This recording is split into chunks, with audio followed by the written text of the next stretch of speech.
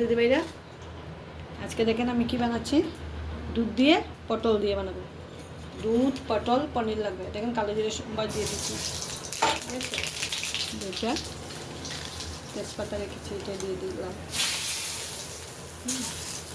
তারপর দেখেন আমি একদম ইজি করে বানাবো। দেখেন সব কেটে রেখে দিয়েছি এখানে, পটল, আলু আর টমেটো আর কাঁচা লঙ্কা। এখানে রাখা আছে দুধ পনির,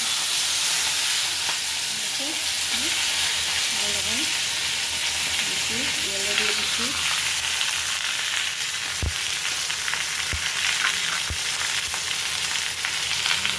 এটা দিয়ে দিচ্ছি,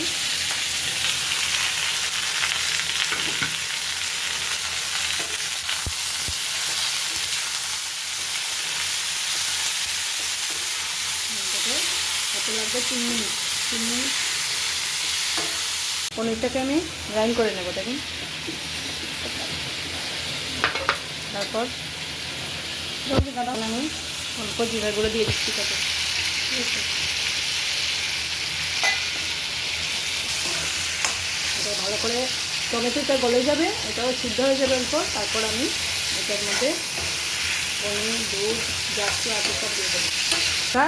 আদা ওটাটা দিয়ে দিয়েছি, লঙ্কা আর আদা বাটা, ঠিক আছে। এখন দেখুন হয়ে গেছে।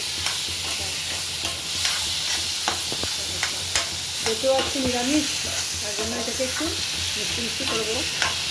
পনির দিয়ে দুধ পটল বানাবো, দুধ দিয়ে বন্ধুরা। এবার দেখেন আমি এটাকে ফ্রাই করে দিয়েছি, দেখেন দুধটাকে দিয়ে দেবো, দুধটাকে দিয়ে দিচ্ছি।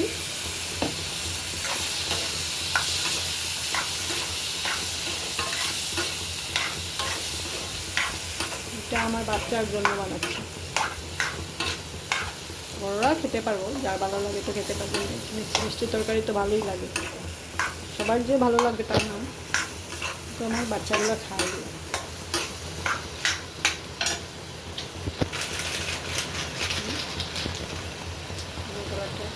মশলাটা কম দিয়েছি, কালারটাও সুন্দর হয়ে গেছে। এটাকে এখন কসুরি মেথি এটা দিয়ে দিচ্ছি, চিনি দিয়ে দিচ্ছি,